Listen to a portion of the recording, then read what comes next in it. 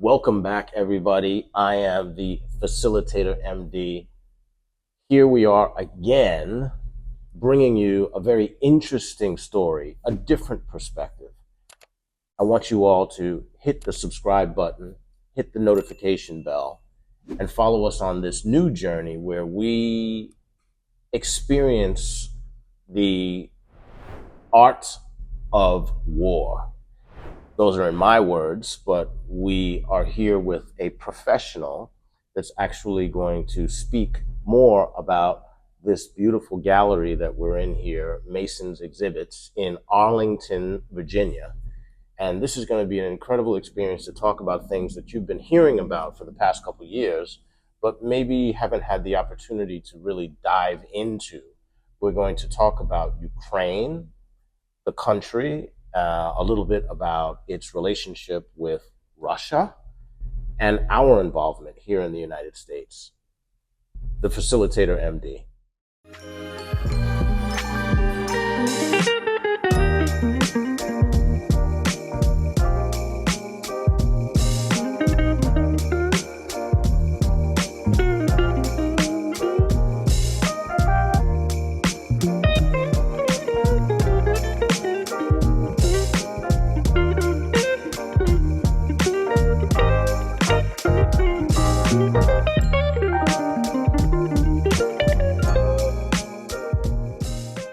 My name is Yevgen Nemchenko, and I am a founder of Conflicted Art, and I present here an exhibit which I co-curated with George Mason, and it's called A Closer Look, Conflicted Art from Ukraine. And I collect art from Ukraine that has been made after the war began. I decided to do that shortly after Russia began its invasion, and I exhibit these pieces around the city to make sure that people in DC and in the United States don't forget about this conflict and keep helping Ukraine in the war, because I think it's very important, and to show what people in the heart of Europe are going through right now, and it's a full-blown war going on there, where people are struggling, and it shouldn't have been happening in the 21st. I have been collecting art before this war for roughly 10 years, mostly American art and American kind of artifacts and antiques. But when the war began, I was already a little bit involved and was kind of looking at Ukrainian art online and different Facebook groups and things like that. And I saw the power of the art that was coming out of Ukraine by Ukrainian modern, new, young artists. Not all new, but not all young, but a lot of them were kind of younger ones. So I created the Conflicted Art Initiative because I want to show what people in Ukraine are going through the eyes of the artists, and I believe that there is very strong messages within the art. Like, for example, this piece here is called Katerina's Second War. This old lady is a real lady that's on the picture. She, when she was around 12, she lived through the Second World War. Germans rolled through Ukraine like a steamroller and conquered it all. And when they were stationed in Ukraine, they were stationed where this lady lived when she was 12. And she was cooking for them, she was cleaning after them, and tending to their needs. This photograph is by quite a renowned and prolific Ukrainian frontline photographer, Andriy Dubchak, and that's what he does.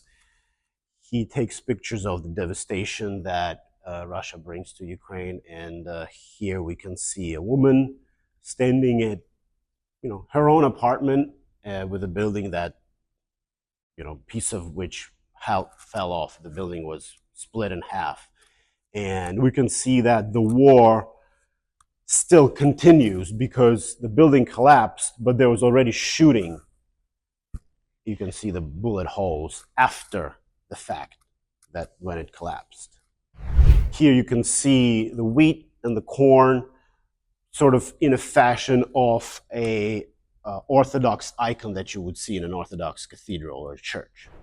Also, this piece touches on a very interesting topic and point, and it shows that when Putin started the war, he blockaded the ports in Ukrainian ports in the Black Sea, and he cut off Ukraine of the ability to export its grains and agricultural products to other countries.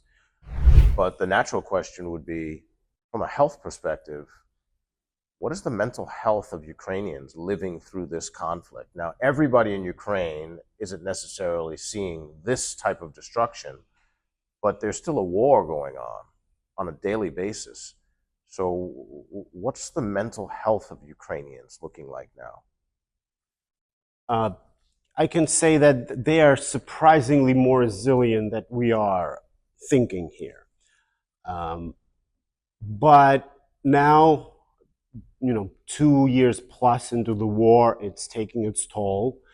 Ukraine just is going through a period of very severe, rough mobilization. So a lot of people that didn't go to war, didn't want to go to war, they're being mobilized. So it's hard. It's hard for the women who are sending their husbands and sons to war. And there's a lot of effort to help with that, to help civilian population and the military population that's coming back from a war. To understand it is you need to think is that Ukraine doesn't have a problem with Russia. Ukraine wants just to be left alone. Russia has a problem with Ukraine and doesn't want to let it go.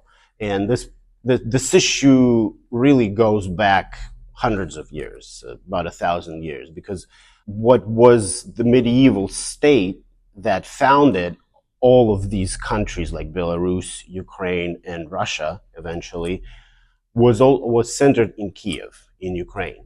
It was quite influential. It's about 1,000 years ago. It was quite influential state called Rus. It was a little bit further from the main Europe, but it was very wealthy because it was connected to the Byzantine Empire, which was the utmost power in Europe. This country disintegrated, and eventually one of its pieces became what is now known as Russia. So up until 300 years ago, Ukraine was not part of Russia or Russian politics. It was a part of very much of Eastern European politics. It was separate from Russia. But Peter the Great wanted to lay claim to Ukrainian territory, and he did that. And upon conquering Kiev, which was the center of the old medieval state of Rus, he was able to claim Russia, the name of Russia, and name Russia as a great empire of the Eastern Europe.